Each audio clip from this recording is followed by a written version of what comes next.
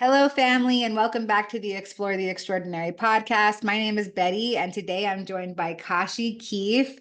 And Kashi is a conscious hip hop artist.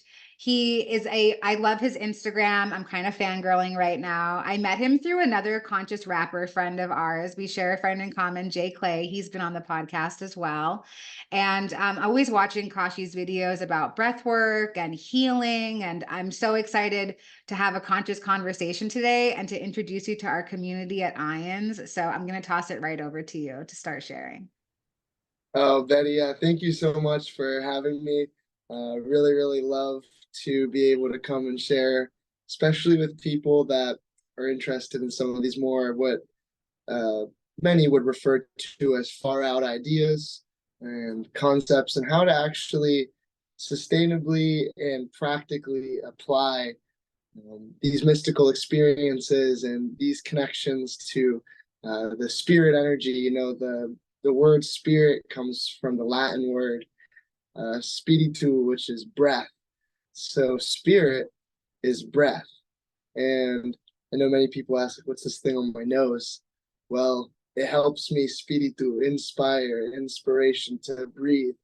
And growing up, I didn't know how to breathe. And growing up, I think most people probably don't know how to breathe, except a very select few tribes of Native American Indians is what they found that have perfect teeth and like chiseled jaw lines, because their parents would cover their mouths and do everything they could in their formative years to get them to breathe properly. So I really just put such an emphasis on sharing the breath because it just excites me so much to talk about it, to be about it, to breathe about it, to share about it. And once again, thank you so much for having me here to talk. And the format seems that I'll just go on a bit of a tangent here, so I'll make that work. The first time I ever did breathing techniques was when I was down bad, just so fragile. I was in a state where I was just looking around at everything and everyone with this deep something's missing, this deeply rooted just trauma and pain. And I had no outlet initially to move through that pain and actually experience the beauties of life, other than using drugs and alcohol and that whole thing. I know that Betty is also in recovery, which is so amazing. So I've been what you would call my version of sober, which is utilizing coffee. That's technically a drug. I sometimes eat cake. That's a drug. So just using the drugs in moderation that don't destroy my life. And then there's some drugs that not only don't destroy my life, but very much so expand and awaken one to what life really is. So I think that's another thing that we'll touch on a little bit in this 15-minute journey that we're about to go on, that we're currently trotting. So before I did the breath, before I got into what it really means to polish the trauma body, to polish the auric field so that the subconscious mind, which is the space that's around your head, it's not inside your brain. The subconscious mind's all around. So recognizing the effect of this breath, instead of me being here, just got out of a drug rehab because I signed myself into a drug rehab because for years I had spent 3.5 years locked up in jails and institutions from the ages of 12 on and off until age just turned 19. And overdosed plenty of times. I've been in the hospital more times than you can count on at least one hand for sure. Probably closer to two though. And I say this with a smile because it's so funny to think that what I'm saying to you right now is true, because it doesn't really feel like it is anymore, because that's such a, we're talking about mystical experiences and death here. That's such like a dead expression of what was, that's no longer physically displaying itself through this bundle of ever changing, every couple months, renewing one's blood, skin cells, face cells, eye cells, memories, etc. That body that was at one point snorting lots of drugs and just completely had no regard for anybody except himself, and was just so angry and hurt.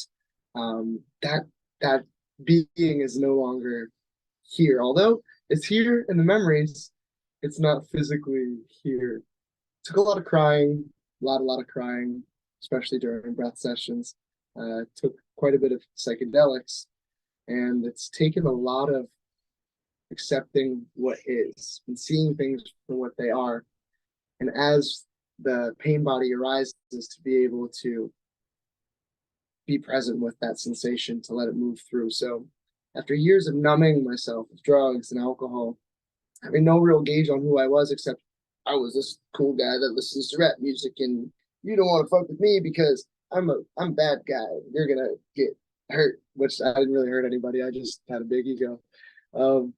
And was delusional and brainwashed by the mainstream rap music, which is glorifying drugs and misogyny and violence and all this crazy stuff that makes you wonder how they let that shit go on the main news state, the stations. Like, this is what the kids are listening to, and it's not by coincidence, it's by design that they're propagandizing us with from a very young age, with these very, very detrimental ideas, concepts, and normalizing and desensitizing a whole generation, myself included in that generation, and maybe you as well, to this atrocious, terrible, not conducive to God's love music. And I go into that story just so you have a little bit of an idea of why I care so much about the breath, why I care so much about the psychedelic integrative medicines, sacraments,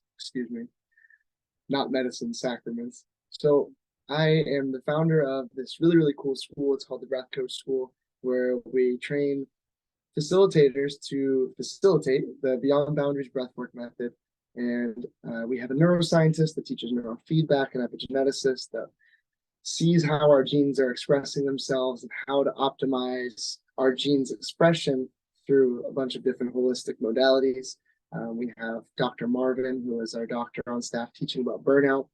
And then, of course, yours truly, the GED high school dropout, ex-criminal person that healed himself from borderline personality disorder, ADHD, depression, suicidal ideation, anxiety, and I think I said PTSD, but if I didn't, probably should say that shit twice.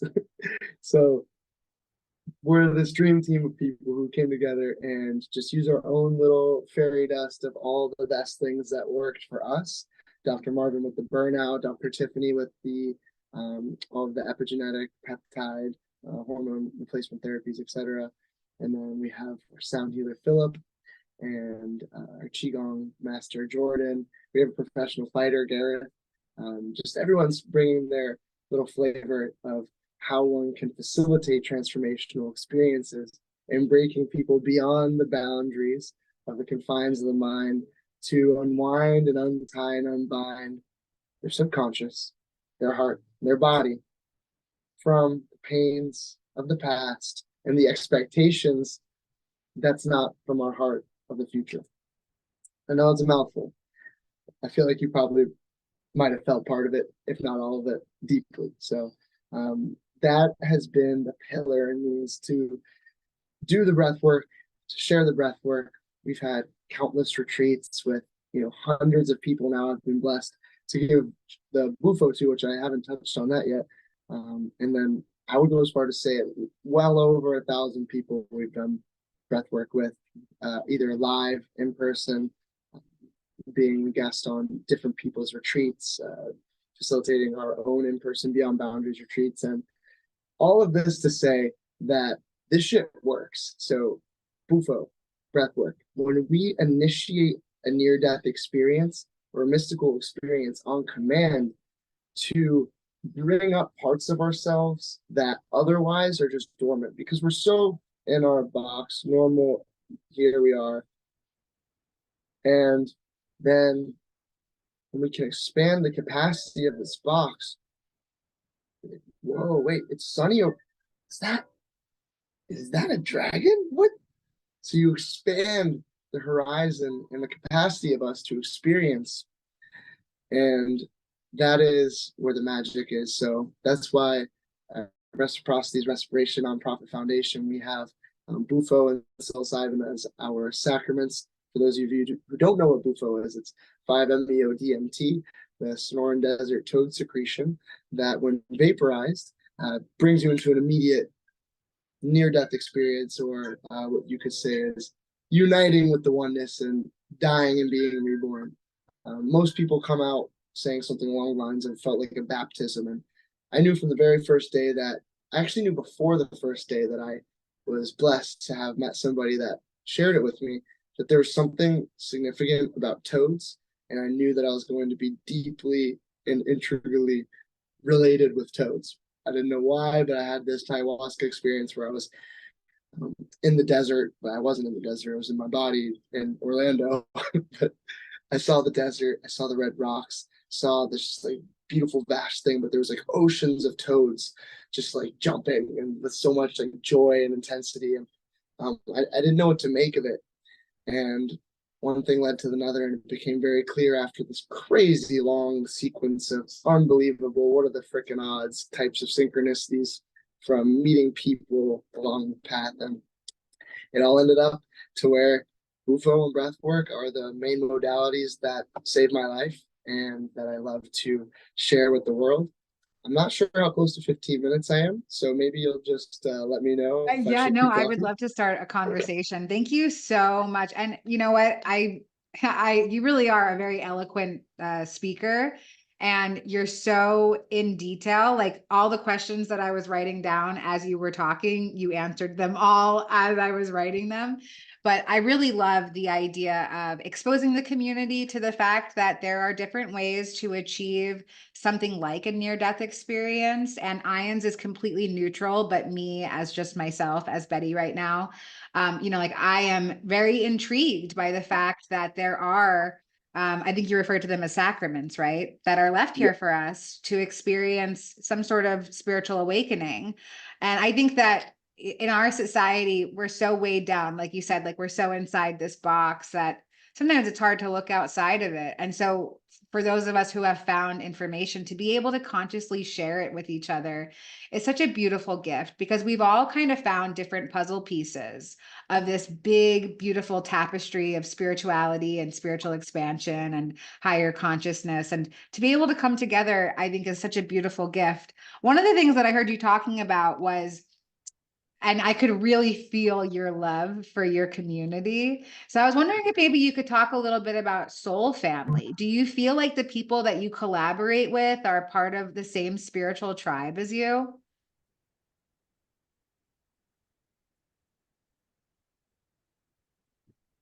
Yeah, so I have an interesting take on this. So I feel as though that all of the people that you meet, including me meeting you through this screen, and then Betty, you and I, and now referring to you having through Jay Clay met you, I think that this is all just reflections of the same mirror. So I look at everybody as a bucket of light, and everybody as we're our own buckets of light. We come into contact with the people, places, and things that we do for a reason. And oftentimes, the reason is far beyond my pay grade, because sometimes that way is through war, through catastrophe, terror, natural disaster, enslavement, just the most atrocious, unfathomable, terrible experiences that humans can have. But of course, we're talking about in the way that, our friends that we create music, and we're so blessed in America and probably many other places where we have these like freedoms and this abundance to express the divine love in our hearts in such a free way. So I think that everybody that I meet, it's certainly, I see them as a reflection of the divine, that there is a purpose and there's synchronicity. And I often just like feel in my heart like, damn, we're so lucky because we don't have like bullets coming at us, and there's other reflections of us right now that are in way worse situations, and we're so damn blessed and spoiled. So anytime I think about the soul tribe, I'm like, yeah, I love my soul tribe, but I can't help but think about what about those people that are like, you know what I'm saying? So yeah.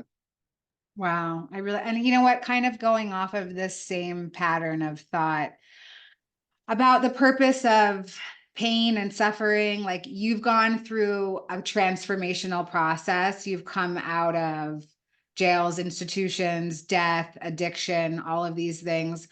Do you feel like there was purpose behind that for you? Can you speak a little bit to like, what's the meaning of life? Why is there suffering?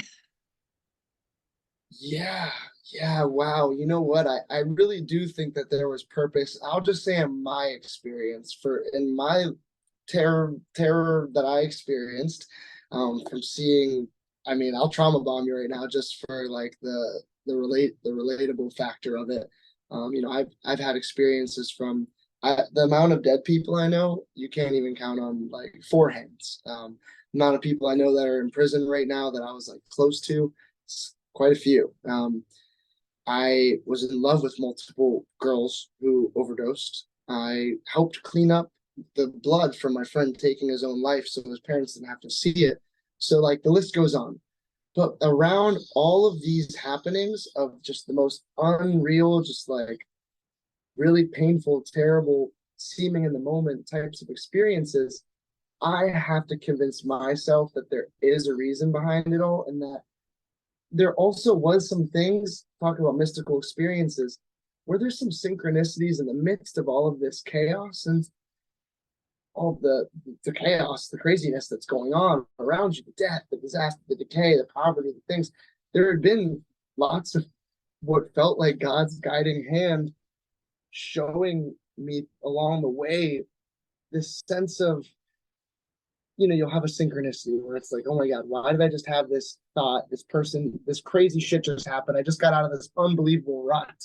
And I look at the clock and it's like 11:11 and I get goosebumps. And I'm like, oh my God, what the fuck is, did I really just like see that right now? And then I got away and it's 11:11 and here I am getting goosebumps. And that type of stuff happens way too much to even try to like keep track of. And I'm sure you probably can relate if you're watching this podcast. So I think that there has to be, I'll speak about for my life, there has to have been a guiding force. For sure, I feel as though in my path that even through the disaster and what seemed to be the sad parts, that there was a higher force behind that. Yeah. I love that. Yeah. And you know, I love the recognition of the contrast in the human experience. You know, you said it before that it's a bit, it's above our pay grade. We can't conceptualize why these things happen the way that they do. But I think one of the things of the alchemical process, especially when you've gone from one thing to the next thing, like when you've gone from caterpillar to butterfly, or even if you're somewhere in between, is that unwavering faith. You know, like we have tangible evidence of faith, right? Because we have pictures of us before and pictures of us after, and we know God exists. Like there's got to be Yeah. a God if something like that could happen, you know? And I think that, you know, sharing this truth and sharing like from our own experiences, not necessarily claiming truth for everybody, although it seems like you've found a healing modality that has helped so many people. I'm wondering, did you, you know, I know that a big part of a spiritual awakening journey can sometimes be this insatiable thirst for knowledge and finding information. And so I'm wondering, was there other things that you found your attention turned towards that maybe now not so much? Mm, yeah, I think at different points I was very, very excited about. That's a good question. I think that at different points I was really excited about trying to understand every single religion and understand all of the different like the Kabbalah, the just trying to understand it all. I wanted to understand it all. And then there became a point where I felt like I was trying to force something upon myself based on feeling that this other part was insufficient. And then I just decided to in a sense accept my ignorance and try to and get in touch with my intuition. And instead of getting intuition and then paying to like my attention to all sorts of things, I just wanted my intuition to show me the way with certain things, instead of having to logically and intellectually wrap my head around all of these different mysticisms and the history behind it. So I still go through phases of being very interested in different cultures' histories, and some cultures I deep dive more into. But I think before I was like obsessed with wanting to know it all, and it became where I couldn't like ground the one thing in based on trying to know it all. So that's I would say. I love that response. And I identify a lot with it. You know, like that logical, reasonable part of my mind wants to find the answer, but my mystical part of my mind is like, no, just flow, like just be fluid. You don't need to know anything. So I really identify with that. I want to shift gears a little bit and talk about creativity in the spiritual awakening process. I'd love to hear more about how you came to be a conscious hip hop artist and what that process is like for you. Yeah, that's a great one. I'll start it off with the lyric, okay? Could I remind you that you're divine and that all matter is spirit? God is every word, worm, smile, or fear because it's omnipresent as in it's inside of you. And no matter where you look, there you'll find the truth. Here's the proof. Be aloof at how it all came to be. Be at ease, bumble and sing. Vibrating, elevating while we meditating, loving, shaping clay by molding the flow, not contemplating, sending lucid waves when I'm giving thanks and praises. Internal pastures I'm grazing, no pastor. Needle point focus, sip the straw source. Love is everlasting, and then the love it courses right through my temple. The body is so precious, no, it's not a rental. So respect the anahata and the mental. Clear all the drama with the free flow and aqua, ganga, river, kundalini rise, vertebrae they quiver, kiss the ground. That's the mother you came from. Her. There's nothing but your shivoham. So that's the creative process. Is that intuition? You just open yourself through getting into a yogic slash qigong, whatever you want to call it. You get in tune with your chi, your prana, your life force energy in whatever way that you know best. You get in tune with that. You pray for inspiration, you pray for humility, you pray for God to use you as a vessel to share love, to share creativity, to share what someone needs to hear, and to be the expression of love that somebody needs to see, feel, hear, taste, touch, and smell. So I would say that is really the creative process, is just opening yourself up to know that God's within everybody, and the God within many people is just needing to be woken up. And it's constantly waking up within all of us. I'm not saying, oh, I'm some enlightened being and I'm like ascended or whatever. No, like I have to re-wake up God within me all the time. The mind can come and then, it tells you that you're insignificant, insufficient, whatever the shit says. But you just remember, like, oh, wait, no. There's a divine spark of God's love in my heart, and I'm here to reawaken that spark, and then you share it with the world. So that's how I look at the creative process. Oh man, I'm loving this. You know, it's so funny. I talked to Jay Clay before we met, and he was like, "Oh, you better have your energy on point because Kashi's like energy." And my energy was not on point before we started recording, but now it is definitely aligned and so joyful and so gleeful. And witnessing somebody else's creativity for me, that is God. That is spirit. That is the flow of the universe. Every second, our thoughts are creating things. And so when it can be channeled into some tangible piece of creativity, like a piece of music, something that so many people can identify with and resonate with, I love that. Do you feel like you're channeling when you are writing lyrics? Do you feel like it's coming from somewhere else? Yeah, 1000%. And I think that everyone's channeling God, because God is love, and sometimes love upside down is fear and hate. So everyone's channeling God's love, even if it's in the unpleasant way of expressing it. Even war is channeling God's love in its own messed up way. But then people like Jay Clay or me or you yourself with all these questions, just all the things that you do for the world, and anyone who's watching this who has any kind of uplifting somebody through your words or listening or your presence in general, that is channeling God's love, because there is you with the mind and the memories, and then there is the words that somehow so naturally pour out, or the lack of words that you know that now I need the lack of words, and just lovingly hold space for this person. So anyone who's watching this certainly is channeling. It's helped them.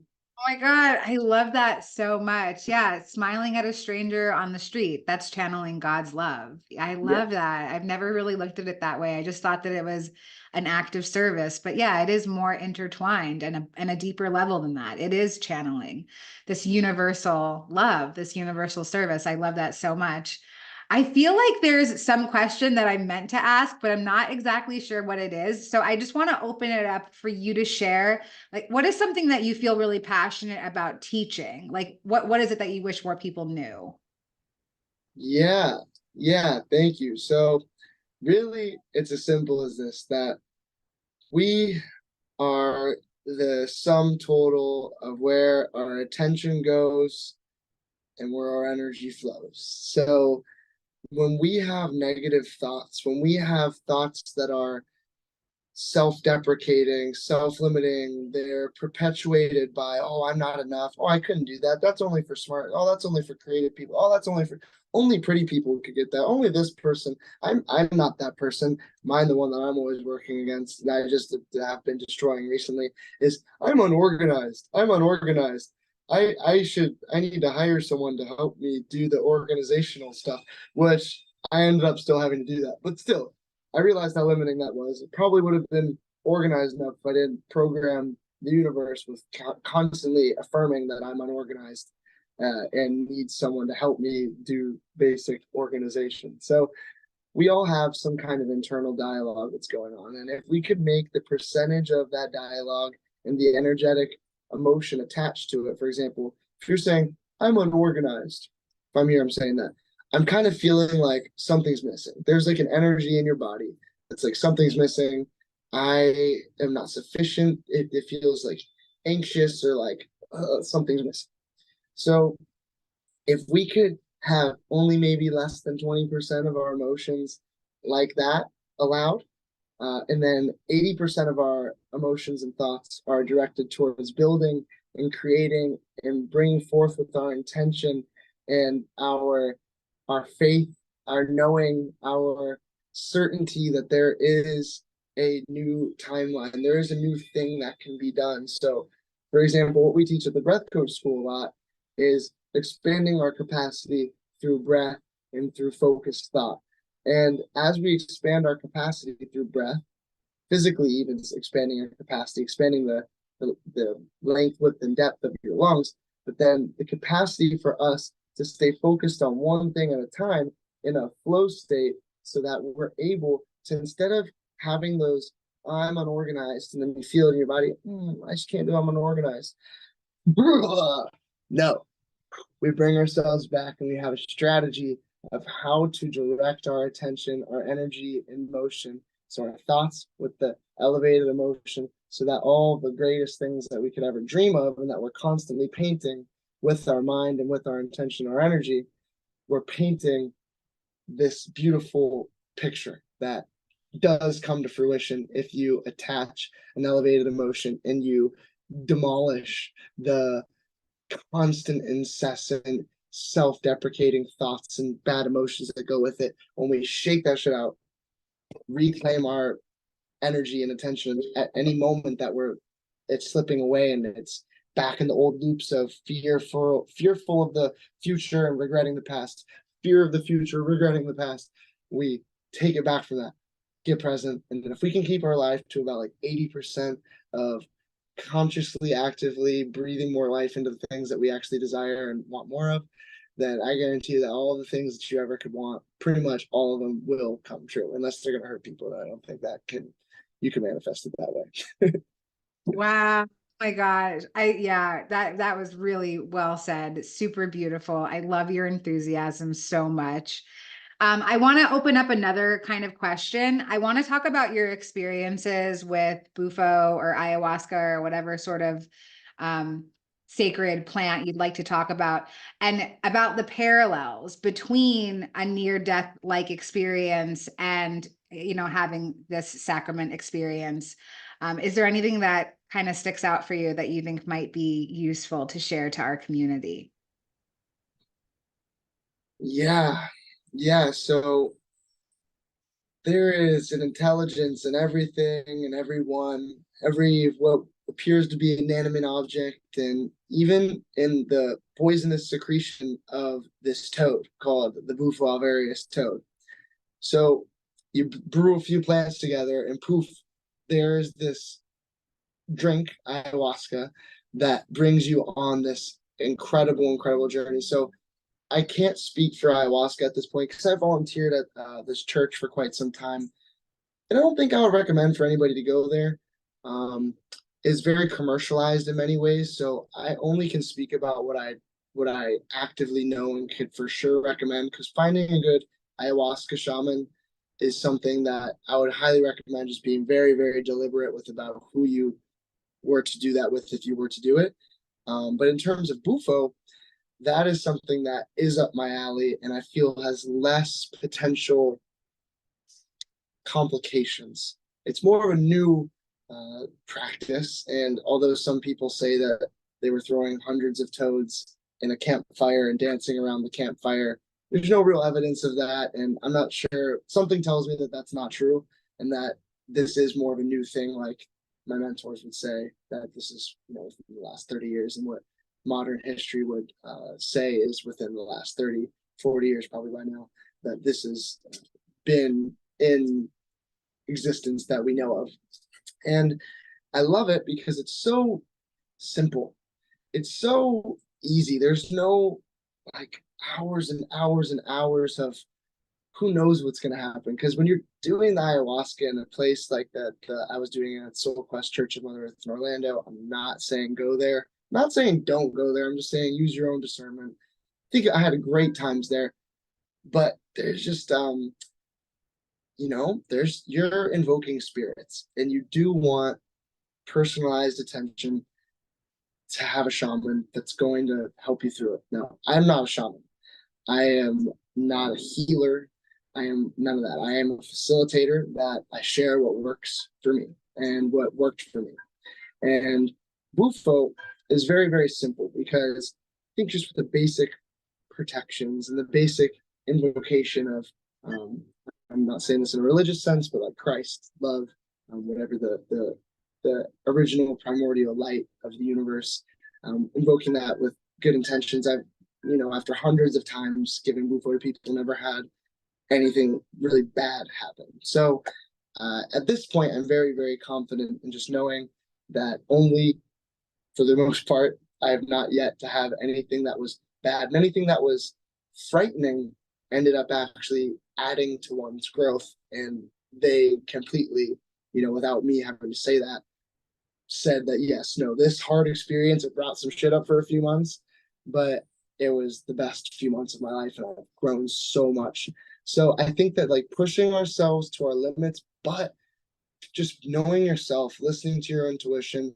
Don't go and do a bunch of psychedelics necessarily if you feel as though you're just like chasing a dragon and you want to like go meet God, because you could end up like I did. I've spent months in a what they would say in a schizophrenic state, which I wouldn't really call it that. I would just say I was in tune with um, the energy of life in a way that I wasn't actually in a grounded way ready to handle all of that. Talking to animals like birds just like circling around me and following, walking around with me, crazy, crazy shit. And I wasn't ready for all that. So, as with the good, like the birds talking to me and being there with me, there comes the bad. So, I would say just anytime with psychedelic sacraments, just be aware, ask yourself, only do it if you feel like there's a real reason for you to do it, like you're called to do it, like you have this deep knowing in you that you've been neglecting parts of yourself and you haven't an inkling of a thought, like, I'm listening to this guy talk right now and it sounds like this thing that he's talking about is for me.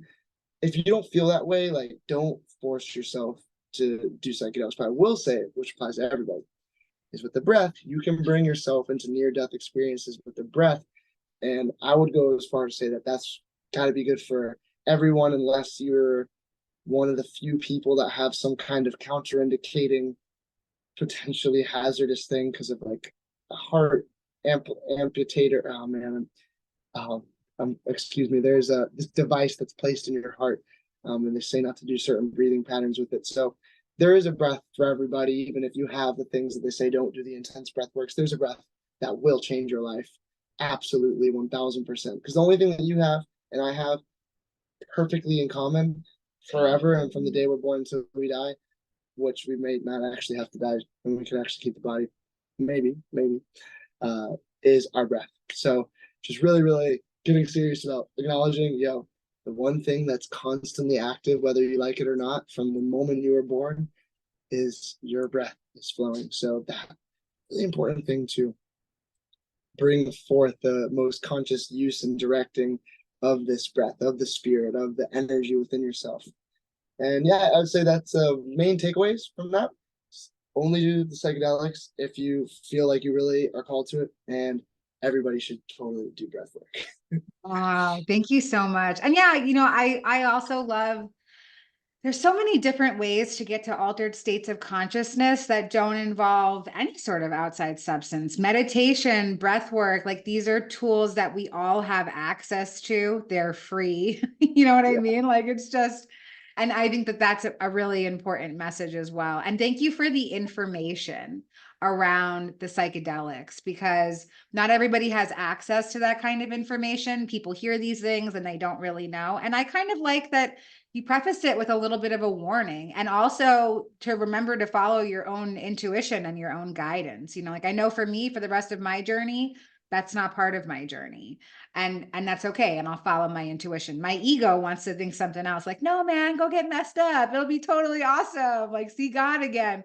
But I see God in this connection right now. Like I see God in this moment that we're sharing with each other. And I think that that's so powerful. I want to thank you so much for taking time out of your day to come and serve our community at IANDS. And I just want to see if there's anything else that you'd like to share to feel more complete about our time together. No, other than I just love all of you and thank you for having me. I think I feel complete. Yeah. Beautiful. All right. Thanks so much. We'll see you next time. Okay. See you next time.